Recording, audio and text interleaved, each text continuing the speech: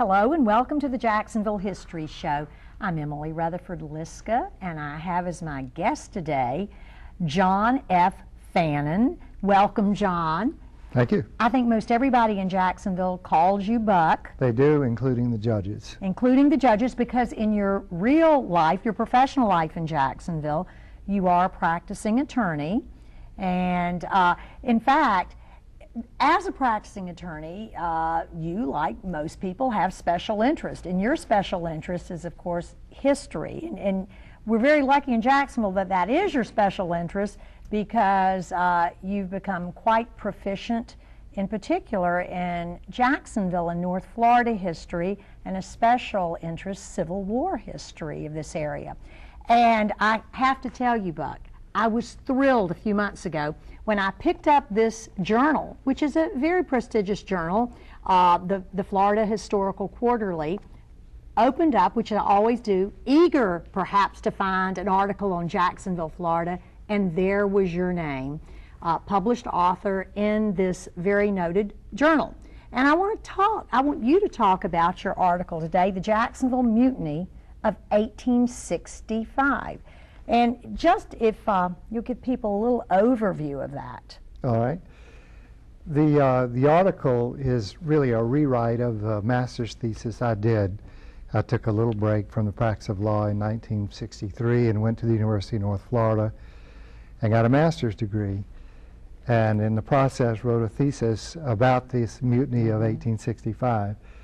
I stumbled across brief mentions of it in history books, but nothing in any detail, and so I took several trips to the archives in Washington, D.C. and plowed through the military records and the court-martial records in order to find out what happened. In brief, the day before a certain black regiment, which was the 3rd United States Colored Troops, was set to be discharged from the Army and to go back to Philadelphia, where they were initially mustered in, they got upset when they saw one of their comrades strung up by his thumbs out on the parade ground. Right here in Jacksonville, Florida. Right here. And several of them, a guy named Jacob Plowden, who had once before protested thumb hangings, got very stirred up about it and started going up and down the tent saying, "We never, had anything like this. It's a damn shame. I might just go over there myself and tear him down, and come on." And so he rallied, 20 or 30 guys who then started walking over to where this man was strung up. And he got strung up just as punishment because he stole, supposedly, a jar of molasses. Is that correct? From the field kitchen, he stole a jar of molasses. And this was a punishment for by a white officer in the same troop, among the black colored troops. Right, that was his soldier was the one who was being disciplined. Okay. The officer of the day went and got the regimental colonel, and he came over and helped them string him up. So not a very pleasant way to be punished at all. In fact, I have right here just some examples of the way black soldiers were indeed punished, and that wasn't the only way. And typically, a white soldier may not be punished in these same manners for the identical offenses. Well, in the old Army, this was not unusual. The top left is called buck and gag. They tied up their hands and gagged them and made them sit like that for hours. The second one across is called on the wheel. That was used in Jacksonville by the white officers and their black troops. We have that in the diary of an officer named Brown. Or they would be made to carry logs like that on the bottom left. And on the bottom right is an example of someone being strung up by his thumbs.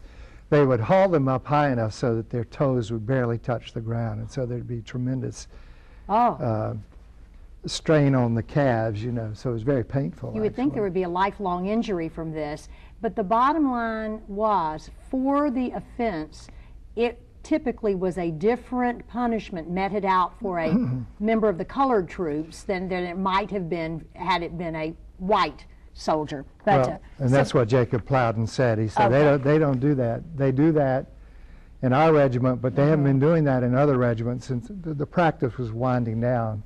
But he took it as and the soldiers were taking it as a racial punishment as much as anything. And then what happened after that? Well, then an officer accosted Plowden and told him to go into his tent and put his weapon away, which he did, but the rest of them gravitated over to where the man was strung up, and the colonel who was there in charge, a man named Brower, John Brower, who was only 21 years old and recently promoted, when the soldiers got within 15 or 20 feet, he pulled his sidearm and fired 3 shots into them, striking one man in the chest and arm. He fell down. The others got all excited and said, "Go get your guns, he's shooting." They ran back to their tents, got their muskets, came back, and what followed was a back and forth shooting. Among the blacks and the white officers, the black troops and white officers. Black troops and white officers, and a lot of the NCOs who were also black intervened to try to break it up. Sure. And they did. But meanwhile, Lieutenant Colonel Brower got shot in the thumb himself, and he was carried from the parade ground into a tent and then taken to the hospital. It lasted for about 30 or 35 minutes before it was finally broken up, and 15 men were arrested and taken to the stockade and tried 2 days later for mutiny. And these, of course, are all the colored troops. And you know, it must have been such a frightening thing that here you are as a member of the black colored troops. You are participating with the Union soldiers. You're occupying the streets of Jacksonville. The residents are already not very happy that they have black troops maybe perhaps telling them what to do. This is really the inverse of how their life had been. And now they have their own fellow Union soldiers meting out this very harsh punishment. And they're subsequent to this, go on with the story, because the story continues. Well, there was a steamboat called the St. Mary's. And I'm going to show that. That had previously been sunk but resurrected. That's the St. Mary's. After the war, they renamed it the Nick, I've forgotten, Nick something. But they pulled that steamboat up and put the officers and the enlisted men and tried them all aboard that steamer. The Nick King was what it was subsequently named, but at the time it was the St. Mary's. So they found and this was the next day they were tried, well, right? 2 days later. 2 days later. Very quick justice system, if you can call it that. Okay. The men waived counsel. Okay. And so the prosecutor became also their defender, oddly enough, which is just an incredible blunder. But in those days, it could happen that way. I think the men thought that they could get it over with, they could go home. I mean, the war had been over for 8 months. They had been in the Army since the summer of 1863. Everybody wanted to go home. I doubt if they thought they could be executed over this. But in truth, 6 men were actually the next day, correct? Six black troops were. 15 of the, excuse me, 14 of the 15 were found guilty. One man was found not guilty. There was no evidence against him. 6 of them were sentenced to death. They were sent up to Fort Clinch in Fernandina, and on December the 1st, they were all shot by firing squads. About a month later or so. And then another 7, as I recall, were imprisoned, were they not? Yeah, they were sent to Fort Jefferson in the Keys, and so there it was. It was really a sad ending to what up to that point had been a pretty successful campaign of this unit. This unit had not been in any trouble, and it was a sad ending.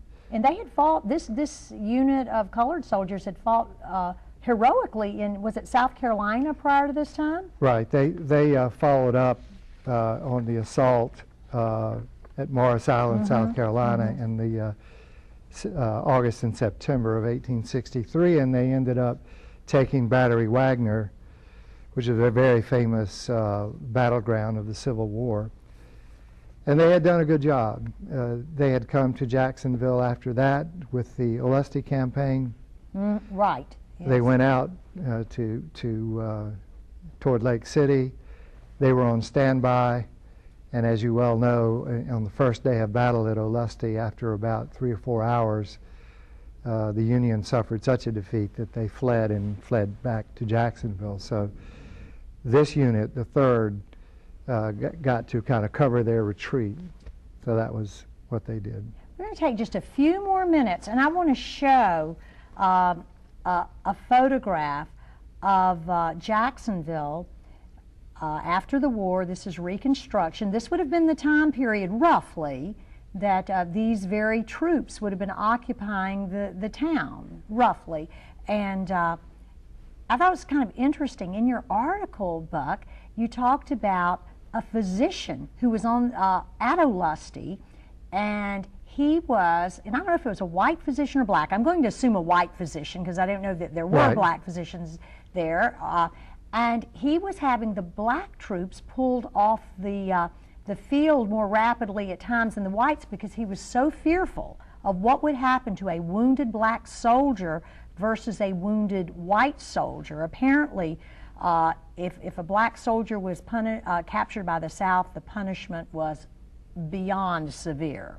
And well, unfortunately, a good deal of research has been done on that, but a number of the black soldiers who were wounded on the fields at Olustee were just simply shot. Just at sight. I'm going to show one more photograph, and I'm going to let you tell about this, if you will. All right, this is an alignment of Union troops stationed in Jacksonville, and that's how their tents were aligned. This is a very typical street. That might be E or F or G, depending on the row. I see. And these soldiers were all, quartered in those tents. And when the shooting started, they all ran back to those tents, got their muskets, and ran back out on the parade ground to shoot it out for a brief time. In that incident you have discussed today and written about so brilliantly in your journal article, The Jacksonville Mutiny of 1865. I want to thank you for being here. Next year you'll be a speaker for the Jacksonville Historical Society on this topic. Thank you for adding to the body of knowledge of Jacksonville history, and thank you for being this wonderful native of the town we all love, Jacksonville, Florida. Thank you for having me. I appreciate it. You're so welcome. Thank you. We'll be right back with Harry Reagan, and we'll talk about the founding of our town, Jacksonville, Florida.